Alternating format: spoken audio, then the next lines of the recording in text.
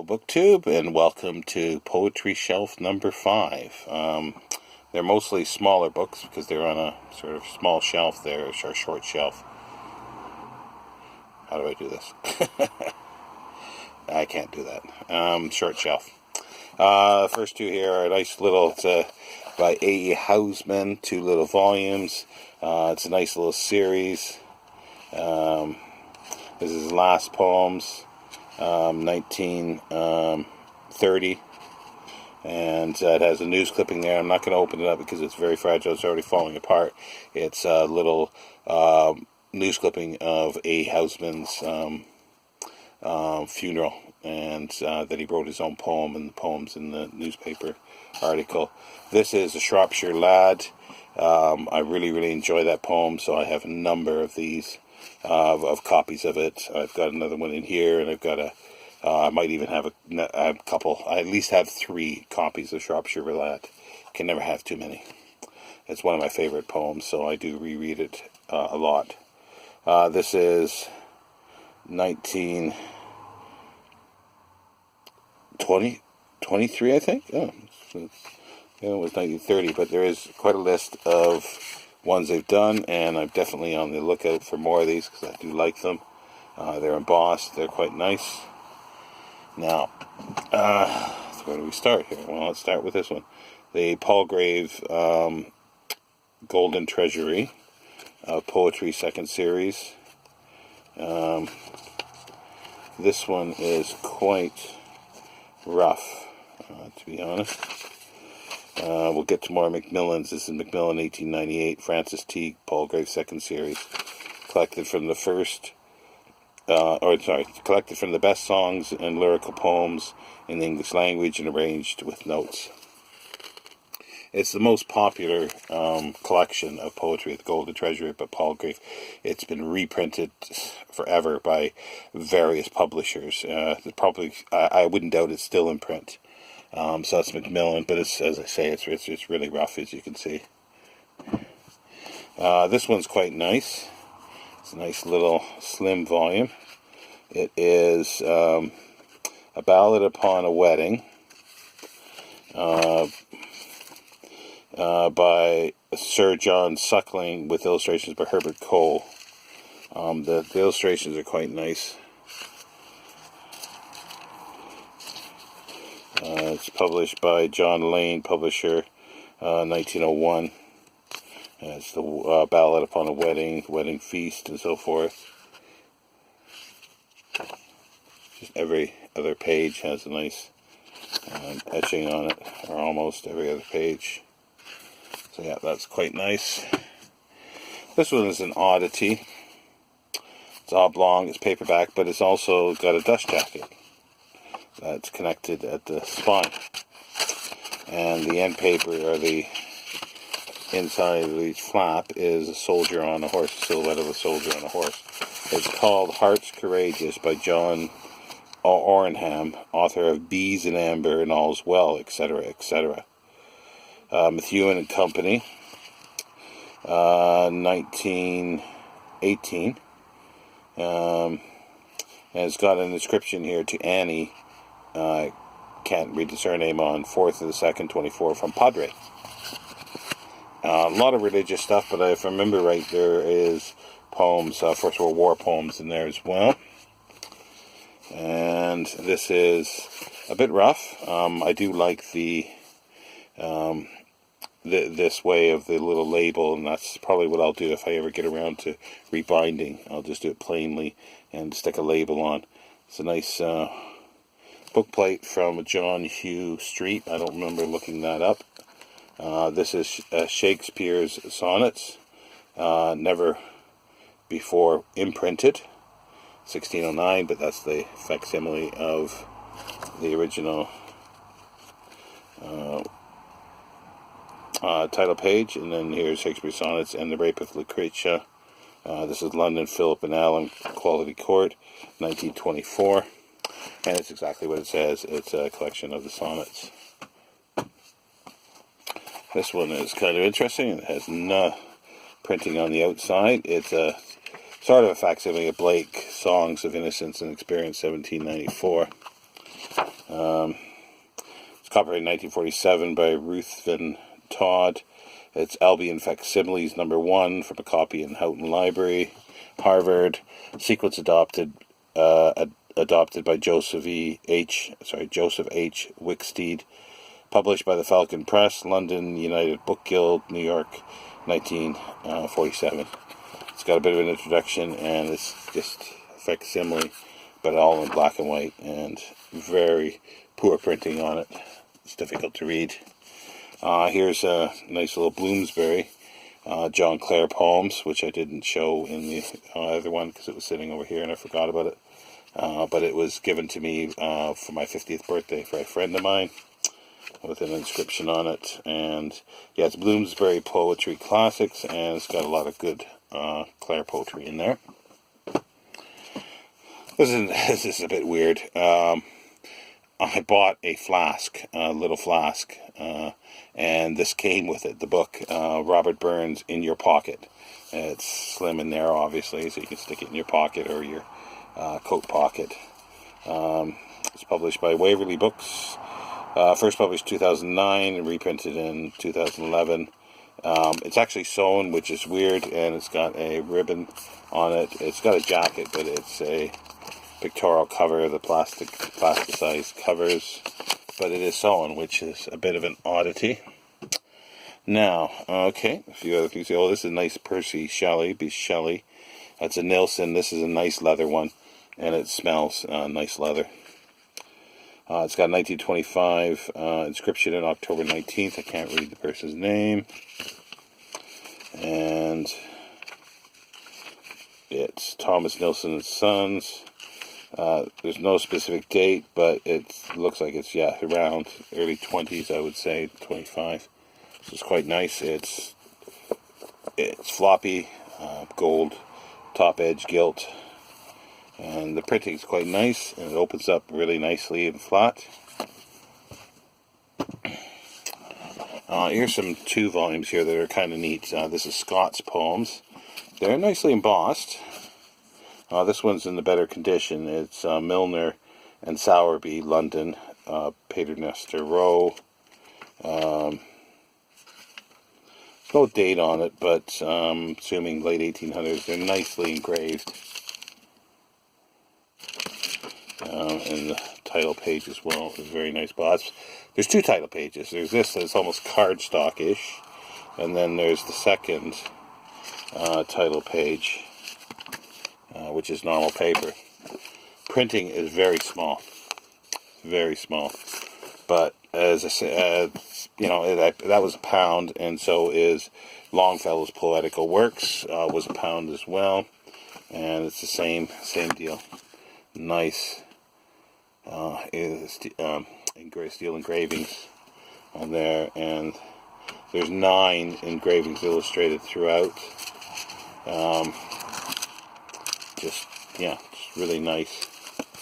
And you just look at it. I've got several of each of these. I've got other Scott poems and other Longfellow.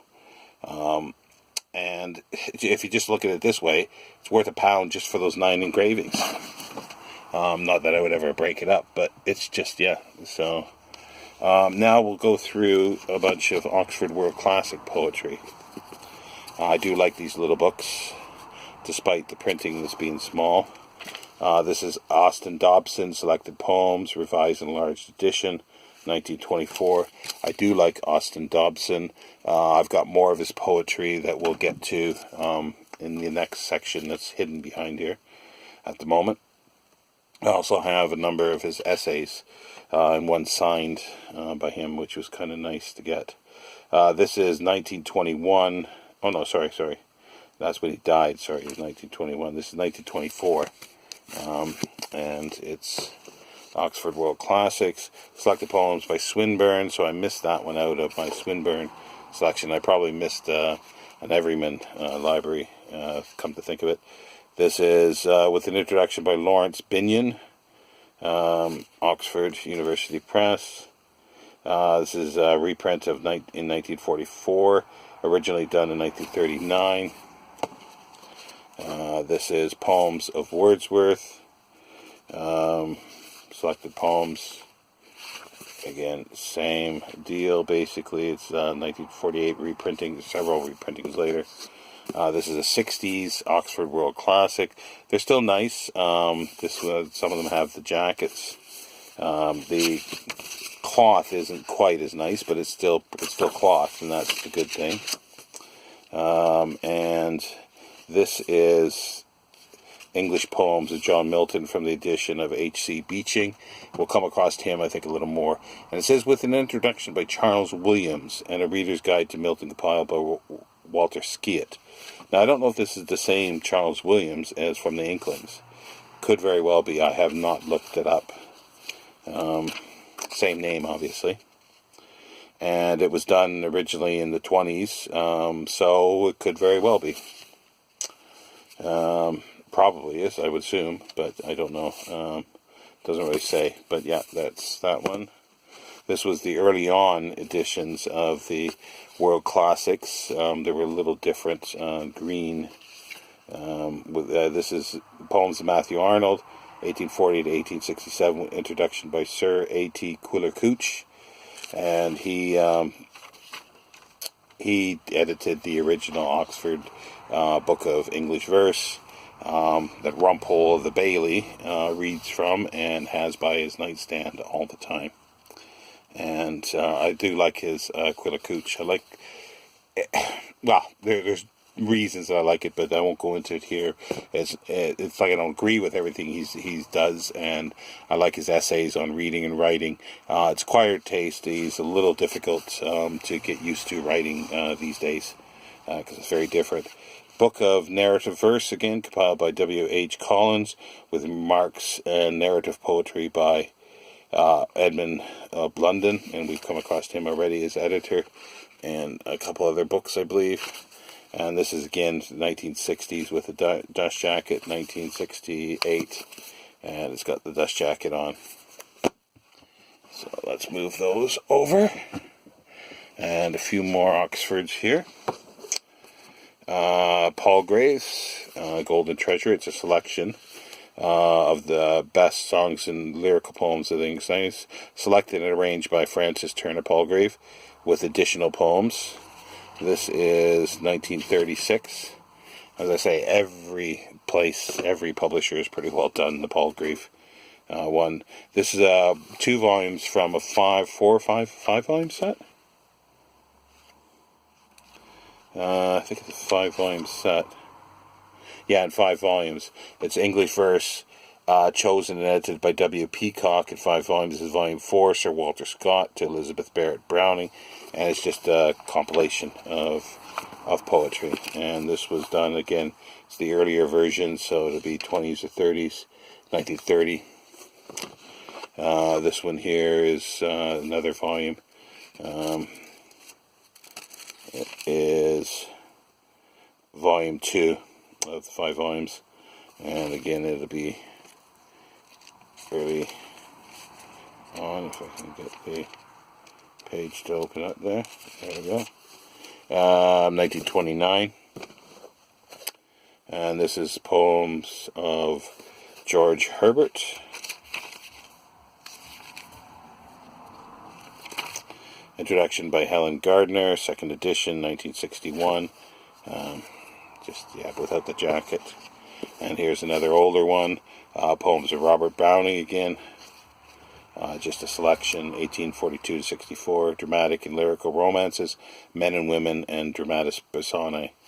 And that's again going to be late 20s or very early 30s, 1926. So that is the that's the Oxford. So let's do the Millon ones, which are sort of a similar series, similar size. I like the embossed bit on there. Get to that in a second. It's the Golden Treasury series. Is Poems of Christina Rossetti. Frontispiece of Christina Rossetti. It's chosen and edited by William M. Rossetti, 1907. There is a letter and a few things in the back here. I sort of forget what this is.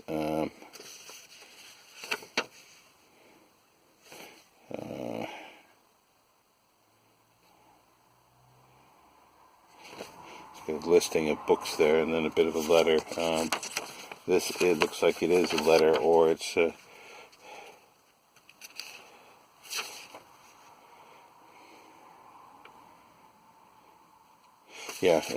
or a part of a letter. It doesn't really say who it's to, or it's somebody writing down thoughts. I haven't really actually looked at it that closely, but it's just the usual stuff you can find in books.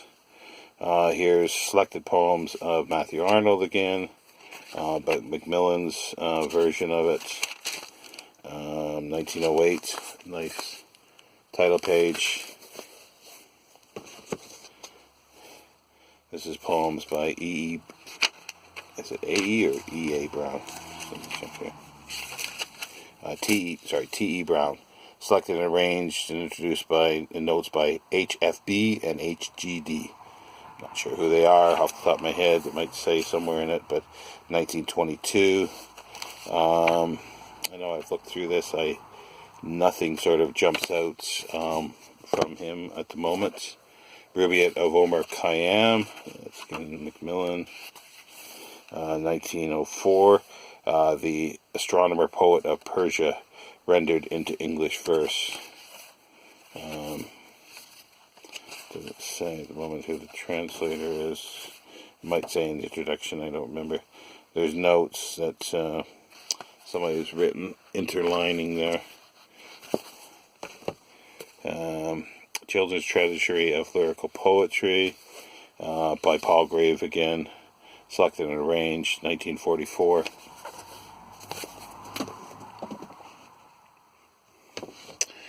Here is, essentially it looks like a really nice volume of satires and epistles of Horace. However,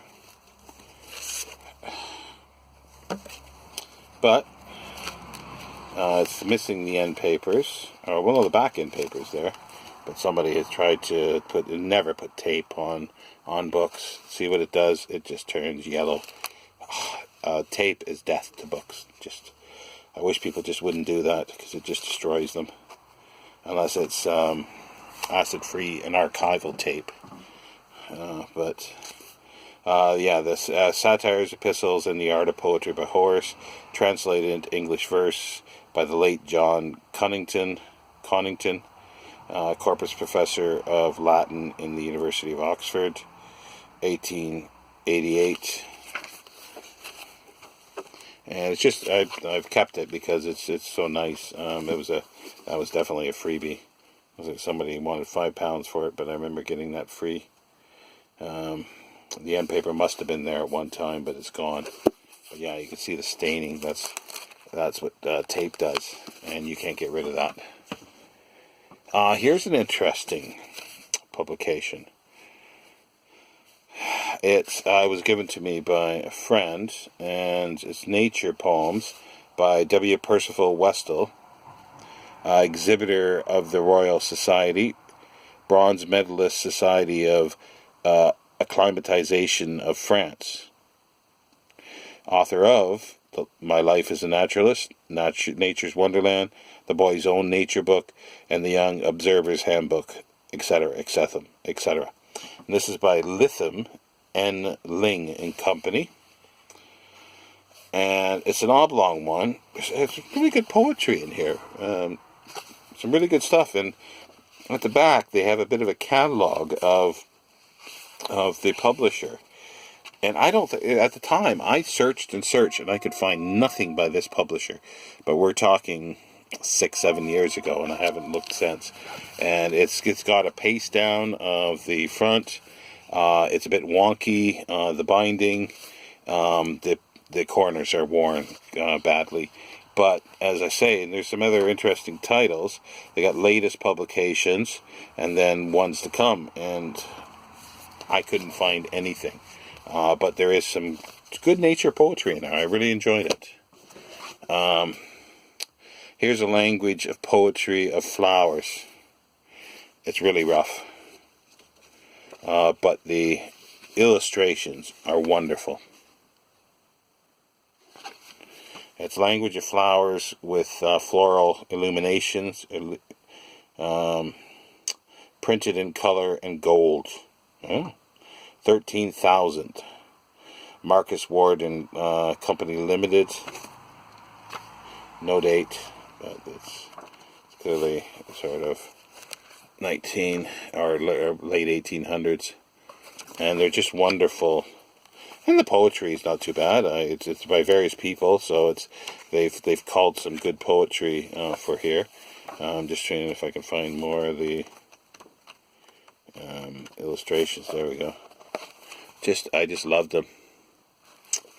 And if the book was in really, really terrible shape, I'd probably wind up taking the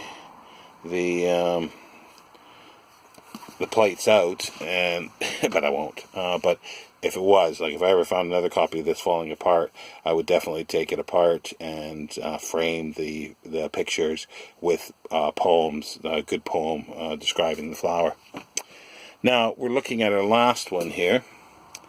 This is Poems of Ben Jonson, edited with an introduction by George Burke Johnson, London, Routledge, Keegan and Paul. Originally 1954. This is the third impression, 1962.